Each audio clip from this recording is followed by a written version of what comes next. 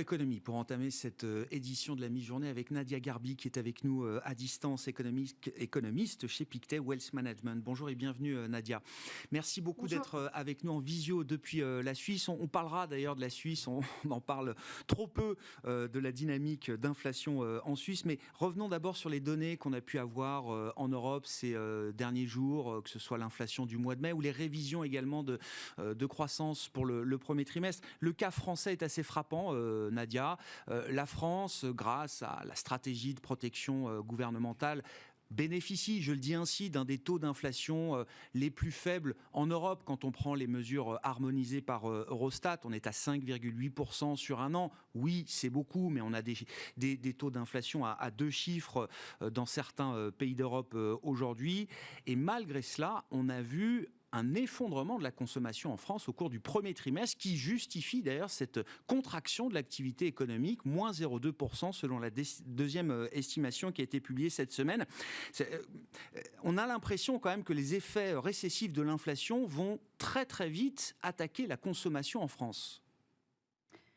Alors oui, bon, il ne faut pas oublier qu'au premier trimestre, on était tout de même encore pénalisé par le variant Omicron et les restrictions pour contenir le variant. Après, il est vrai qu'on a une partie de la baisse qui s'explique par les répercussions de la crise en Ukraine et la flambée des prix. Maintenant, je dirais que pour le deuxième trimestre, on devrait tout de même bénéficier de ce momentum de réouverture. Donc, oui, c'est vrai que d'un côté, on est pénalisé par la flambée des prix en France, mais pas seulement, hein. La consommation privée c'est aussi contracté, par exemple, en Allemagne, même si le PIB la croissance du PIB était positive au premier trimestre. Mais je dirais qu'en tout cas, pour le deuxième trimestre, nous, on table sur une croissance positive et un regain de la consommation en France. Après, un autre point important pour l'économie française, c'est qu'on a moins de rattrapage à faire post-Covid. Il ne faut pas l'oublier qu'en France, on était déjà au niveau d'avant-crise au dernier trimestre de l'année passée, ce qui n'est pas le cas pour d'autres économies et qui explique pourquoi aussi on a plus de rattrapage à faire post-Covid dans d'autres économies qui sont aussi très orientées vers la consommation, comme par exemple en Espagne. Donc l'idée pour l'instant, c'est quand même plutôt celle peut-être d'un trou d'air et que notamment la dynamique de consommation pourrait reprendre au deuxième trimestre. C'est pas encore certain qu'on aligne en France, par exemple, 2 trimestres consécutifs de contraction du PIB aujourd'hui, Nadia.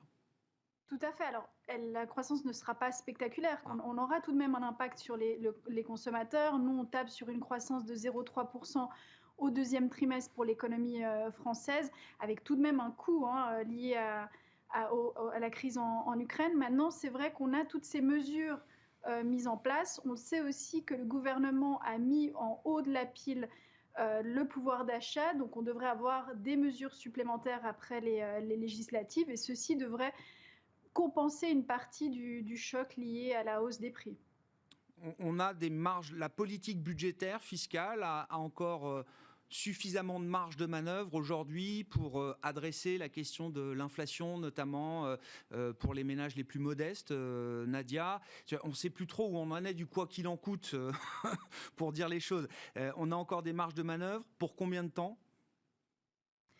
Oui, alors c'est une bonne question. Je dirais qu'on a encore une marge de manœuvre. On a ces règles fiscales qui sont suspendues en 2022, qui le seront aussi vraisemblablement en 2023. Donc, du côté, je dirais, des gouvernements, on a tout de même encore un peu de marge de manœuvre, mais il est vrai qu'on est dans un contexte de remontée des taux, donc le sujet aussi de la dette va revenir sur le devant de la scène, mais en tout cas à court terme, c'est vrai que les gouvernements n'hésitent pas à essayer de contenir un peu les effets de la hausse des prix sur les consommateurs. Donc je dirais qu'on a encore un peu de marge de manœuvre. Et au niveau européen, on ne voit pas vraiment encore de consensus émerger sur une solution européenne avec des émissions d'obligations européennes conjointes pour justement l'énergie, mais aussi la défense.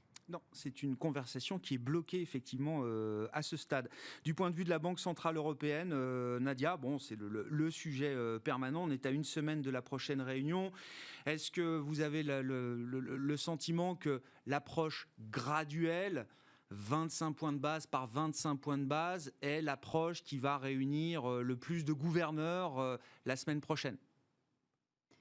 Alors oui, je dirais c'est vrai que les surprises à la hausse de l'inflation cette semaine vont raviver la discussion sur potentiellement une hausse de 50 points de base en juillet, mais je dirais que le consensus, en tout cas, reste sur 25 points de base en juillet, 25 points de base également en septembre et en décembre. Mais effectivement, je pense que si on a de nouveau une surprise à la hausse de l'inflation avec le chiffre du mois de juin qui sera publié début juillet, on aura de nouveau ces discussions, et notamment de la part des hawks qui vont essayer de pousser pour 50 points de base. Mais je pense qu'à ce stade, en tout cas, on reste sur une dynamique de 25 points de base par meeting juillet, septembre, décembre.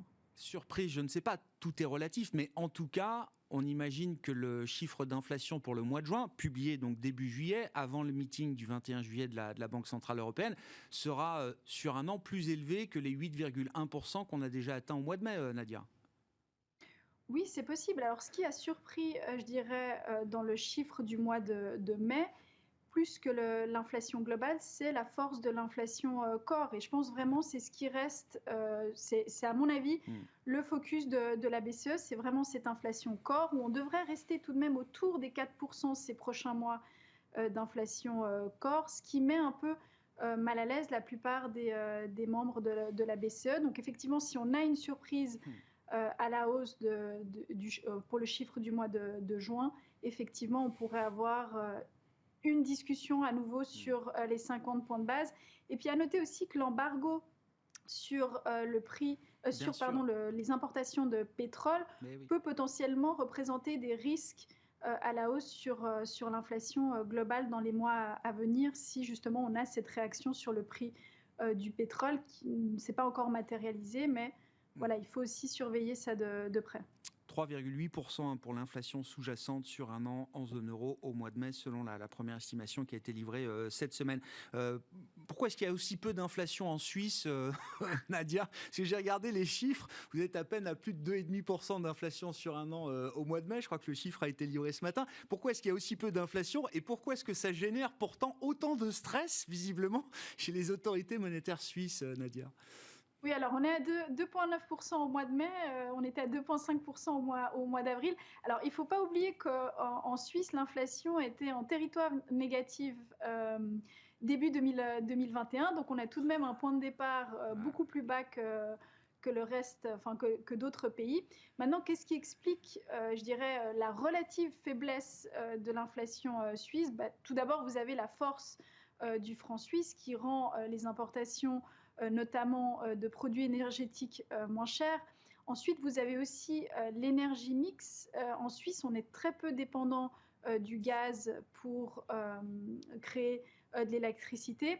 Et enfin aussi, on a aussi des facteurs structurels qui poussent les prix à la baisse dans certains secteurs, notamment les coûts de la santé ou les loyers qui ne sont pas pour le moment un problème en Suisse. Donc on a une combinaison de facteurs qui fait qu'en Suisse, l'inflation est moins élevée qu'en zone euro. Maintenant, c'est vrai qu'on a vu un peu les autorités monétaires être relativement stressées sur ces chiffres d'inflation, avec notamment des commentaires plutôt, je dirais, hawkish de la part des banquiers centraux en Suisse. On n'a pas vraiment l'habitude, ils restent plutôt prudents. Il ne faut pas l'oublier qu'en Suisse, on a les taux les plus bas avec moins 0,75%. Donc voilà, ils sont prêts aussi à resserrer leur politique monétaire, selon toute vraisemblance, après la Banque centrale européenne, donc commencer à resserrer au mois de septembre. Mais on ne peut pas exclure une surprise au mois de juin si la BCE venait à être plus au quiche que prévu la semaine prochaine. Bon, même la Suisse commence à être gagnée par l'inflation avec un peu de retard et dans des niveaux qui sont quand même très différents de ceux qu'on peut connaître aujourd'hui en zone euro. Merci beaucoup Nadia. Nadia Garbi qui était avec nous en visioconférence depuis la Suisse, bien sûr, depuis Genève, économiste chez Pictet Wealth Management.